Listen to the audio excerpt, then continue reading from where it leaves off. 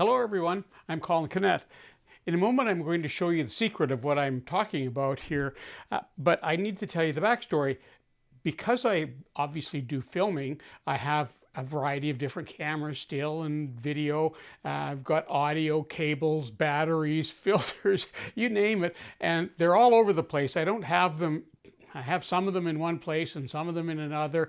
And whenever I need something, like the other day when I needed my backup microphone, I couldn't find it. And I decided then that it's time to build a cabinet to put all my gear in. So this is the cabinet. And when I started to build it, I thought, why don't I do something I've wanted to do for decades? And that is to make a secret bookcase that doubles as a cabinet that I can store all of my gear in. And that's exactly what I'm going to be showing you today. Before we even get started, I want to tell you that this was a lot of work. This is not a weekend project, but you know, it's a lot of fun. You get to do all sorts of different things you may have never done in the workshop before. And in the end, I'm pretty happy with the way it turned out, but I wouldn't do another one because it is a lot of work, but it's really cool looking. So let's jump in and get started.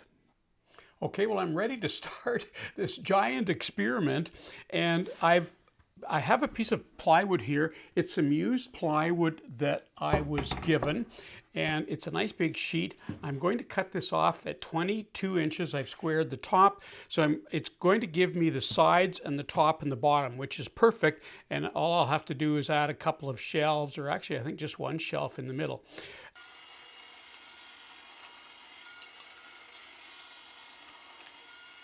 So what I have here, because it's an experiment, I'm using some plywood, some used plywood that I got for either free or not very much money. Some old cupboards, you can see they're painted on one side. So I should tell you, up in this corner up here, you'll notice there's a little icon comes up here. That'll be a video you can go to so you can see all the details of these jigs. And I don't sell them, by the way.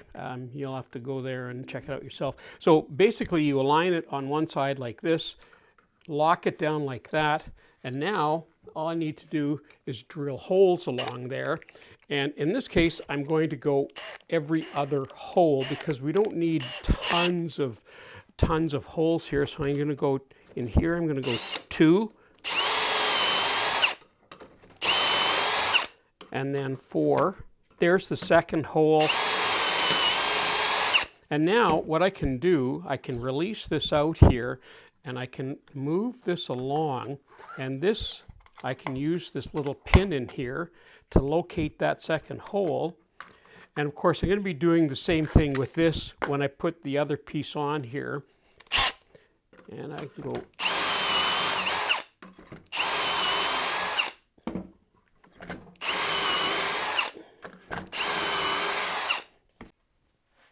Now I've reset my jig into more of the standard position because this way I'm putting long dowels in this way, and I've changed the drill bit here. I put a shorter or a longer drill bit in here.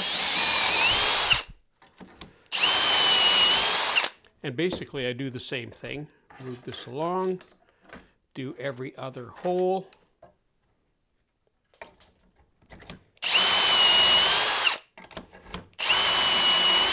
And of course, these will all line up as I go across here.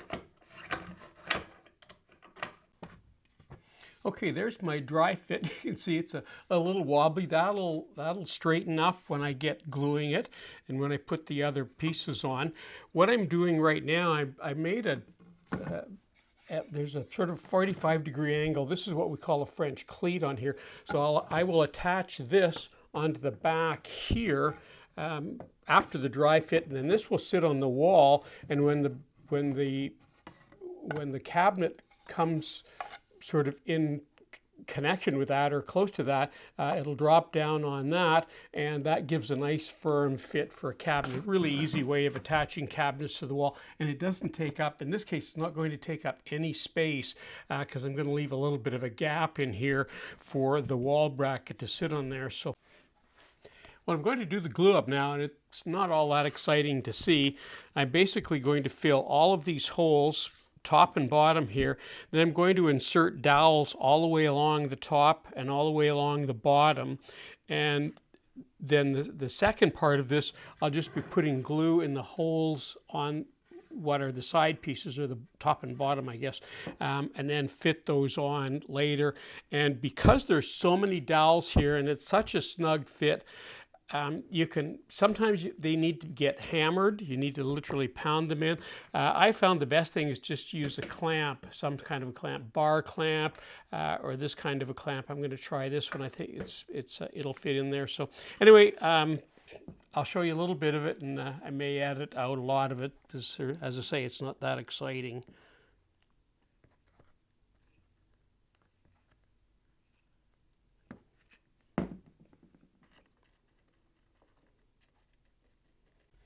Okay, I put glue on all of the dowels there, and I put glue in the holes, and the white side is out. Now I've got pipe clamps this time to help push that on, and I think that'll work better. There we go.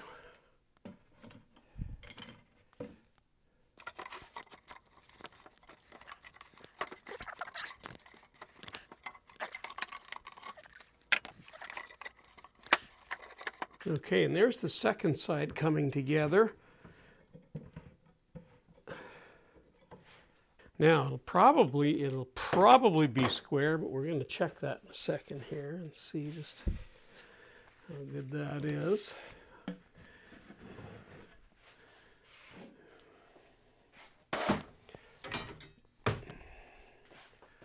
going to fit in there. Let's do that side.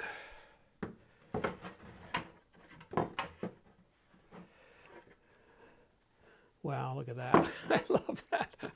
I love that.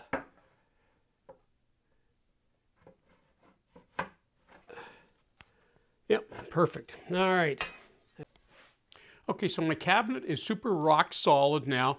I've got a couple things to do. I first of all need to paint it, and I'm doing that now so that while the paint's drying, I can carry on doing some other things. You can see that I have some masking tape in here.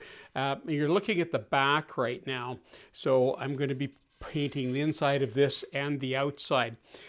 What I'm doing next, I'm going to flip it on its side, and I'm going to cut a rabbet along the back here, and that's for the back plate to fit in here. That's a rabbet, not a rebate, for those of you who call them rebates. Rebates are what you get from Walmart when you buy something.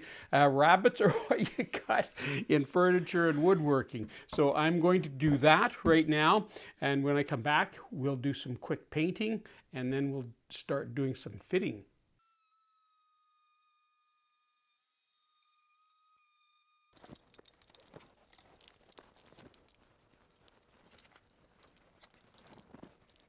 Okay, next on my agenda is doing some engineering. And the engineering I have to do is to try and figure out how thick I need to cut the books to go on here. And there's going to be some sort of a face plate on top of this as well. But I need to leave enough room for storage back here. So here's what's happening. I'm using these Euro hinges, and I picked the ones that I thought were the best for what I'm working on. And that's what they look like. Now, typically, they are to sit on the side. Here's the side of the cabinet. So imagine this is a cutaway. So here's the side of the cabinet. Here's the door. And that's going to flip open like that so that you can get in. And you can see that it gives you enough room to move around in there. So now, supposedly on top of that, I need to put this plate, because all of the books that I've selected, I'm going to talk about those in a minute, they need to get placed in front.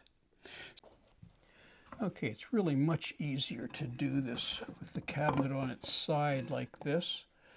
There we go. And it doesn't matter where these two arms are. I'm just going to use a centering bit to get the right.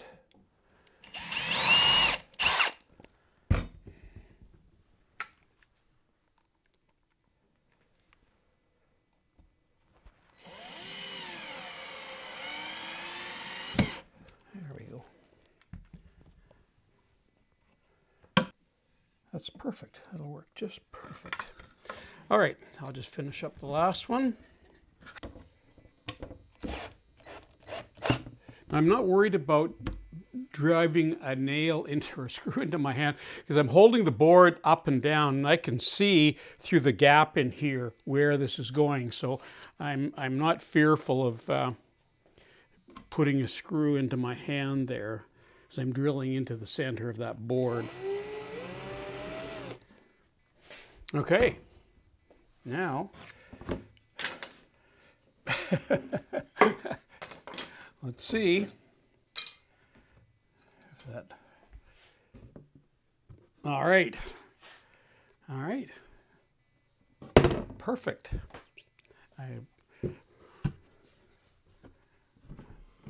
Okay, now the next thing I need to do is put on the fake shelf here, and we can start putting the books on.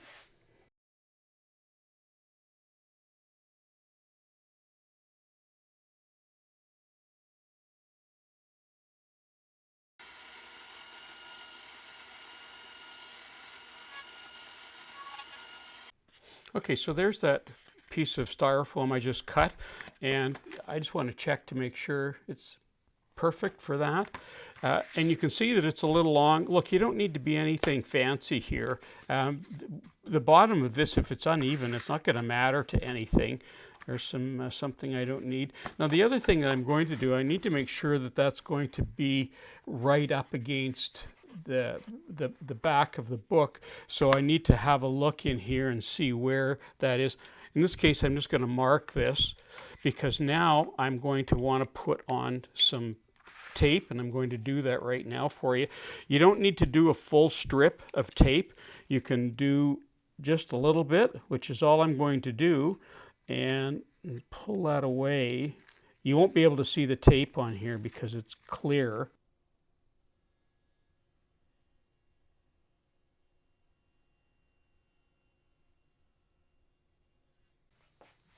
Okay, I've skipped ahead a tiny bit here.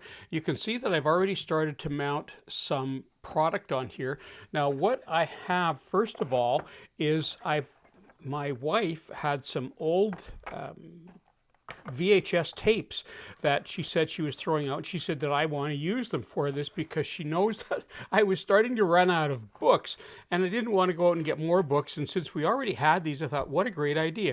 So I've taken these and I've had some very light cedar wood that I cut into little strips and I've glued them in there, and now I'm just cutting them off. You can see here I'm even going to put be able to put a couple like that so it looks like they're stacked in there as well.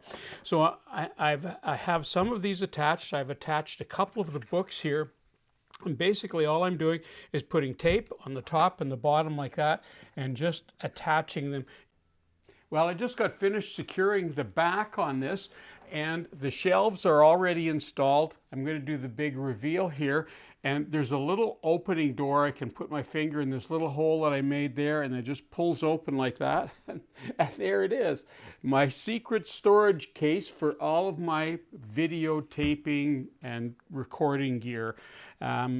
And on the outside, you'd never know that there was all that beside there. I think it actually blends in very, very well because your eye is drawn to all the different things here, but they're only books.